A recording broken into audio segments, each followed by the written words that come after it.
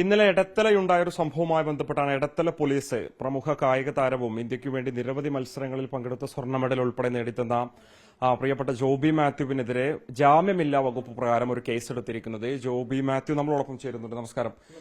എന്തായിരുന്നു ആ സംഭവം? ഈ കേസ് എടുക്കാൻ ആസ്പദമായിട്ടുള്ള കാരണം എന്തായിരുന്നു? അത് ഇന്നലെ ഗവർണറോട് പങ്കെടുക്കുന്ന ഒരു പരിപാടി റിന്യൂവൽ സെന്ററിൽ ഉണ്ടായിരുന്നു. ഞാൻ അതിനകത്ത് ഗസ്റ്റായിരുന്നു, ഞാനും കുടുംബവും.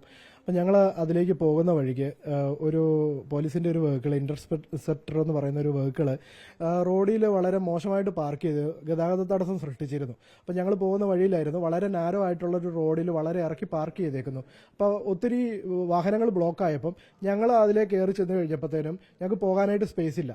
അപ്പം മറ്റു വാഹനങ്ങളെ കടത്തി വിട്ടിട്ട് ഈ വെഹിക്കിളിന്റെ ഒപ്പം എത്തിക്കഴിഞ്ഞപ്പോഴത്തേനും എൻ്റെ വൈഫ് ആ ഡ്രൈവറോട് പറഞ്ഞു, സാറേ ഈ വണ്ടി ഒന്ന് ഇച്ചിരി ഒന്ന് നീക്കിയിട്ടായിരുന്നെങ്കിൽ ഇത്രയും ബ്ലോക്ക് ഉണ്ടാവുകയല്ലോ, ഒന്ന് ശ്രദ്ധിക്കണമെന്ന് മാത്രമേ പറഞ്ഞുള്ളൂ. അപ്പോൾ അത് കഴിഞ്ഞ് ഞങ്ങൾ പോവുകയും ചെയ്തു. കാരണം ഞങ്ങൾ തിരക്കായിരുന്നു. ഓൾറെഡി എൻ്റെ കുടുംബത്തിൻ്റെ അടുത്ത് അയൽവാസി വെളുപ്പിനെ ഹാർട്ട് അറ്റാക്ക് മൂലം മരണപ്പെട്ടു. അതിൻ്റെ ഒരു വിഷമത്തിൽ ഡ്രോമയിലായിരുന്നു ഞങ്ങൾ. അപ്പോൾ അതുകൊണ്ട് തന്നെ ഞങ്ങൾ ഗവർണറുടെ പ്രോഗ്രാമിന് വൈകിയാണ് ഇവിടുന്ന് ഇറങ്ങിയത്. അപ്പം എത്രയും പെട്ടെന്ന് പോകാൻ വേണ്ടിയിട്ടാണ് ആലുവ ടൗൺ ഒഴിവാക്കി ഞങ്ങൾ ഷോർട്ട് കട്ടിലൂടെ പോയിക്കൊണ്ടിരുന്നത്. അപ്പോൾ കുറച്ച് നേരം കഴിഞ്ഞപ്പോൾ ഒരു പോലീസ് വെഹിക്കിൾ നമ്മുടെ പുറകിൽ അപ്പിയർ ചെയ്യുകയും എന്നെ നിരന്തരമായിട്ട് ഓൺ അടിക്കുകയും ചെയ്തു.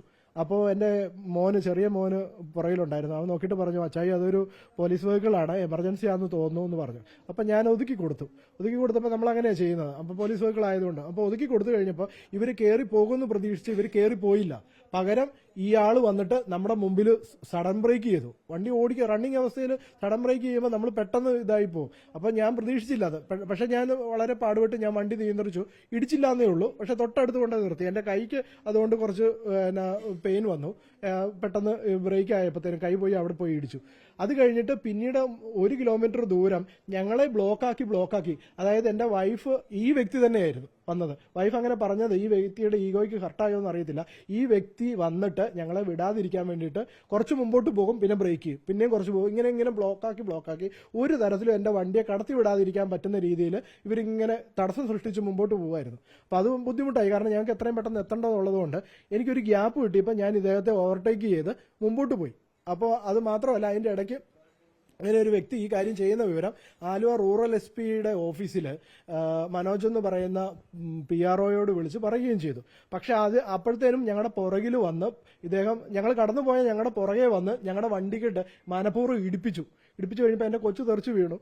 എൻ്റെ വൈഫ് പേടിച്ചു പോയി. ഞാൻ അപ്പം വണ്ടി അവിടെ നിർത്തിയിട്ട് ഞാൻ ഇറങ്ങിച്ചെന്നിട്ട് ഞാൻ ചോദിച്ചു, നിങ്ങൾ ആരാ, ഇയാൾ ആരാ, നീ ആരാന്നാ ഞാൻ ചോദിച്ചത്, നീ ആരാ എന്ന് ചോദിച്ചു. എന്നിട്ട് ഞാൻ ചോദിച്ചു, എന്താ പറയുക, നിങ്ങൾ എന്താ ഈ ചെയ്യുന്നത്, നിങ്ങൾ ഈ ചെയ്യുന്ന കുറ്റകൃത്യം ചെയ്തു പോലീസ് വണ്ടി കൊണ്ടാണോ ഇത് ചെയ്യുന്നത്, നിങ്ങൾ പോലീസുകാരനാണോ? കാരണം അയാൾ യൂണിഫോം ഇട്ടിട്ടില്ലായിരുന്നു. അപ്പോൾ നമുക്ക് പോലീസുകാരനാണോ ഇല്ലയോ എന്ന് അറിയത്തില്ല. അപ്പോൾ അതുകൊണ്ട് ഞാൻ ഇയാളോട് ചോദിച്ചു, ഐഡന്റിറ്റി ഒന്നും പറയുന്നില്ല. അതുമല്ല, അദ്ദേഹം ഫോണ് എടുത്തിട്ട് എന്നെ ഷൂട്ട് ചെയ്യാൻ തുടങ്ങുന്നു. അപ്പോൾ എൻ്റെ വൈഫും കൊച്ചും ഒക്കെ ഇറങ്ങി വന്നു. ഷൂട്ട് ചെയ്യാൻ തുടങ്ങുന്നത് കണ്ടപ്പോൾ ഞാൻ ഫോണ് ബലമായിട്ട് പിടിച്ചു മേടിച്ചു. കാരണം സോഷ്യൽ മീഡിയയിലൊക്കെ നമ്മളെ വികലമായിട്ട് ചിത്രീകരിക്കാൻ ആണോ എന്ന് സംശയിച്ചാണ് ഞാനത് മേടിച്ചത്. ഞാനത് മേടിച്ചിട്ട് പറഞ്ഞു, എൻ്റെ പേര് ജോബി മാത്യു എന്നാണ്, ഞാനൊരു കായിക താരമാണ്, ഞാൻ ഗവർണറുടെ പരിപാടിയിൽ പങ്കെടുക്കാൻ വേണ്ടി അത്യാവശ്യമായിട്ട് പോകുന്നതാണ്. അപ്പോൾ ജനങ്ങളെല്ലാം കൂടി. അപ്പോൾ ജനങ്ങൾ പറഞ്ഞു, പല സ്കൂട്ടറുകാരും പറഞ്ഞു, ഇയാൾ മനഃപൂർവ്വം പണി കൊടുത്ത് പോകുന്നതാണ്, ഞങ്ങൾ കണ്ടതാ, നിങ്ങൾ ചെയ്ത് ശരിയല്ല എന്ന് പറഞ്ഞ് ഈ മനുഷ്യനെ, ആ ഡ്രൈവറെ ജനങ്ങൾ വാൺ ചെയ്യുന്നുണ്ടായിരുന്നു. അപ്പോൾ ഇയാൾ എൻ്റെ അടുത്ത് വന്നിട്ട് സോറി സാർ എന്ന് പറഞ്ഞു. അപ്പം ഞാൻ പറഞ്ഞു, സോറി ഒന്നും വേണ്ട, ഞാൻ ഉത്തരവാദിത്തപ്പെട്ട ആളുകളുടെ അടുത്ത് കൃത്യമായിട്ട് പറഞ്ഞോളാം, മൊബൈൽ എൻ്റെ കയ്യിലുണ്ട്, ഞാൻ അത് കമ്മീഷണർ ഓഫീസിൽ കൊണ്ട് കൊടുക്കുമെന്ന് പറഞ്ഞു. അപ്പൊ പിന്നെ അത്രേ സംഭവിച്ചുള്ളൂ. പിന്നെ ഞാൻ വണ്ടിയിൽ കയറി ഗവർണറുടെ പരിപാടിയിലേക്ക് പോയി. ഈ വ്യക്തി, ഇയാൾ ഉണ്ടായിരുന്ന വാഹനം പോലീസിന്റെ വാഹനമായിരുന്നു. ആ ഇന്റർസെപ്റ്റർ എന്ന് പറയുന്ന കളമശ്ശേരിയിലുള്ള ക്യാമ്പിലെ വാഹനമാണെന്നാണ്. ഞാൻ ഗവർണറുടെ പരിപാടിയിൽ പങ്കെടുക്കാൻ പോകുകയാണെന്ന് പറഞ്ഞപ്പം ഇങ്ങനെ ചോദിച്ചപ്പോഴാണ്, കുത്തി ചോദിച്ചപ്പോഴാണ് ഇയാൾ പറയുന്നത് ഈ വാഹനം കളമശ്ശേരി ക്യാമ്പിലെ ആണെന്ന് പറഞ്ഞു. അത്രമാത്രമേ അയാൾ അപ്പം വെളിപ്പെടുത്തിയുള്ളൂ. അപ്പം ഞാൻ പറഞ്ഞു, എന്താണെങ്കിലും ഫോൺ എൻ്റെ കയ്യിൽ ഇരിക്കട്ടെ, ഞാൻ നിങ്ങളുടെ കമ്മീഷണറുടെ അടുത്ത് കൊണ്ടുപോയി കാര്യങ്ങൾ പറഞ്ഞ് കൊടുത്തേക്കാം, നിങ്ങൾ അവിടെ വന്നു മേടിച്ചാൽ മതി എന്ന് പറഞ്ഞിട്ട്, എനിക്ക് തിരക്കുണ്ടെന്ന് പറഞ്ഞിട്ട് ഞാൻ പെട്ടെന്ന് പോയി.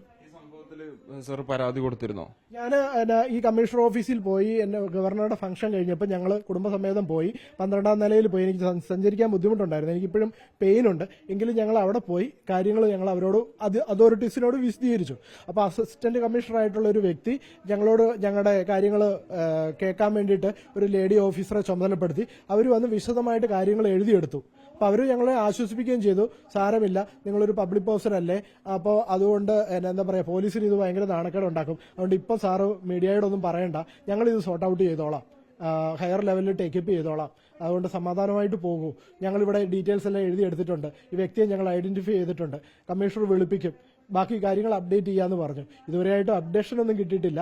പക്ഷേ രാത്രിയായപ്പോൾ എനിക്കെതിരെ ഒരു വ്യാജ FIR ക്രിയേറ്റ് ചെയ്തു. ജാമ്യമില്ലാ വകുപ്പ് പ്രകാരം എനിക്കെതിരെ കുറേ രാജ്യദ്രോഹ കുറ്റം ഉൾപ്പെടെ എനിക്കെതിരെ ചുമത്തി കേസെടുത്തു എന്ന് എനിക്ക് മീഡിയ സുഹൃത്തുക്കൾ വഴിയായിട്ട് അറിയാൻ സാധിച്ചു. എനിക്ക് ഒത്തിരി വിഷമം തോന്നി. കാരണം നമ്മളൊന്നും ഒരിക്കലും ഒരു ദുർമാതൃകയില്ലാതെ സമൂഹത്തിൽ ജീവിക്കുന്നതാണ്. 49ാമത്തെ വയസ്സാണ്. ഇതുവരെയും ഞാൻ ഇന്നുവരെ ഒരു മോശമായിട്ടുള്ള ഒരു കാര്യവും ചെയ്തിട്ടില്ല. പക്ഷേ എന്നെപ്പോലെയുള്ള സമൂഹത്തിന് മാതൃകയായിട്ട് മുമ്പോട്ട് പോകുന്ന കായിക താരങ്ങളായിട്ട് നമ്മളൊന്നും ഒരു രൂപ പോലും മേടിച്ചിട്ടില്ല 32 ലോക മെഡലുകൾ നേടിയത്. ഞാൻ രാജ്യത്തിന്റെ ആത്മാഭിമാനം ഉയർത്തിപ്പിടിക്കാൻ വേണ്ടിയിട്ട് ജീവിക്കുന്ന ഒരു കായിക താരമാണ്. അപ്പോൾ എന്നെ അത് വളരെയധികം ഹർട്ട് ചെയ്തു. പ്രത്യേകിച്ച് നമ്മളെ സംരക്ഷിക്കേണ്ട സേനയുടെ ഭാഗത്ത് നിന്ന് വളരെ മോശം പ്രവണത ഉണ്ടായപ്പോൾ ഞാനത് ചോദ്യം ചെയ്തു. ശരിയാണ്, നിങ്ങൾ ആരാന്ന് ചോദിച്ചു, ഫോൺ മേടിച്ചു.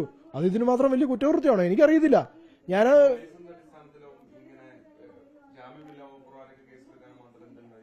അങ്ങനെ അവരെ ആക്രമിച്ചു എന്നാണ് പറയുന്നത്. ഞാൻ അയാളെ ആക്രമിച്ചിട്ടൊന്നുമില്ല.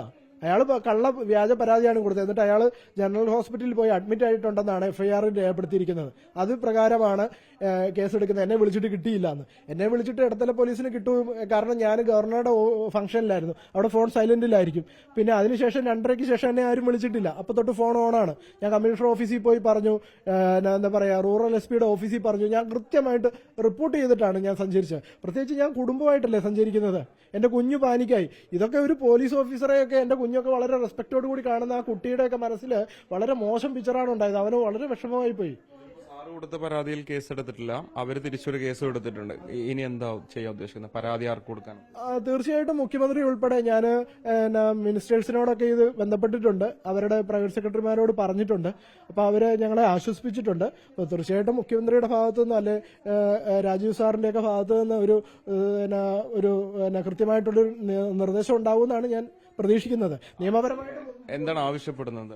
തീർച്ചയായിട്ടും ഇങ്ങനെ കള്ളക്കേസിൽ കുടുക്കി ഞങ്ങളെ പോലെയുള്ള കായിക താരങ്ങളെ എന്തിനാണ് സമൂഹത്തിന് മുമ്പിൽ തേജോവധം ചെയ്യുന്നത്? ഞങ്ങളെയും കുടുംബത്തെയൊക്കെ അതൊരിക്കലും നല്ല പ്രവണതയല്ല. ഒരിക്കലും ഒരു പോലീസ് സേനയ്ക്ക് ചേർന്ന ഭൂഷണമല്ല. ഞാൻ എത്രയോ തവണ പോലീസ് സേനയ്ക്ക് വേണ്ടിയിട്ട് പോയി ക്ലാസ് കൊടുത്തിട്ടുണ്ട്. അവരുടെ സോഷ്യൽ വെൽഫെയർ പ്രോഗ്രാമുകളിൽ പോയി അസോസിയേറ്റ് ചെയ്തിട്ടുണ്ട്. എത്രയോ നല്ല പോലീസ് ഓഫീസേഴ്സ് എനിക്ക് സുഹൃത്തുക്കളായിട്ടുണ്ട്. പക്ഷെ ഇങ്ങനെയുള്ള ആളുകൾ ഒരിക്കലും സർവീസിലിരിക്കുന്നത് ശരിയായിട്ടുള്ള ഒരു കാര്യമല്ല. നമ്മൾ ആരെയും വ്യക്തിപരമായിട്ട് അവമാനിക്കുന്നത് നമ്മുടെ ലക്ഷ്യമൊന്നുമല്ല. അതുകൊണ്ട് ഞാനത് പക്വതയോടെ കൈകാര്യം ചെയ്തു. അതോറിറ്റിയോട് പറഞ്ഞു. ഞാൻ ഈ കാര്യങ്ങൾ ആരോടും പറഞ്ഞില്ല. പക്ഷെ എനിക്ക് നല്ല വിഷമമുണ്ടായി. പക്ഷേ ഇത് ജനങ്ങൾ തിരിച്ചറിയട്ടെ. ഇങ്ങനെയുള്ള ആളുകളെ എന്താ ചെയ്യേണ്ടതെന്ന് ജനങ്ങൾ തീരുമാനിക്കട്ടെ. ഇന്നലെ ഉണ്ടായ സംഭവം, അതിന്റെ വിശദാംശങ്ങളാണ് ജോബി നമ്മളോട് പങ്കുവച്ചിട്ടുള്ളത്. ഈ ഒരു സംഭവത്തിൽ അനുഭവം നേരിട്ടതിൽ പോലീസിനെതിരെ ഒരു പരാതി കൊടുത്തിരുന്നു. പക്ഷെ അതിൽ നടപടി സ്വീകരിക്കാൻ പോലീസ് തയ്യാറായില്ല. അതേസമയം ഈ പരാതി കൊടുത്ത വ്യക്തി കെട്ടിച്ചമച്ചുണ്ടാക്കിയ കഥയുടെ അടിസ്ഥാനത്തിൽ ജാമ്യമില്ലാ വകുപ്പ് പ്രകാരം തനിക്ക് കേസെടുത്തിട്ടുണ്ട്. നീതി ലഭിക്കണം, നിയമ പോരാട്ടം നടത്തും, മുഖ്യമന്ത്രിക്ക് ഉൾപ്പെടെ പരാതി കൊടുക്കുമെന്നുള്ളതാണ് ജോബി നമ്മളോട് വ്യക്തമാക്കുന്നത്. വീഡിയോ ജേർണലിസ്റ്റ് സബിൻ ചെത്തിനൊപ്പം reporter Mubashir P. Akbar, in reporter, Kochi.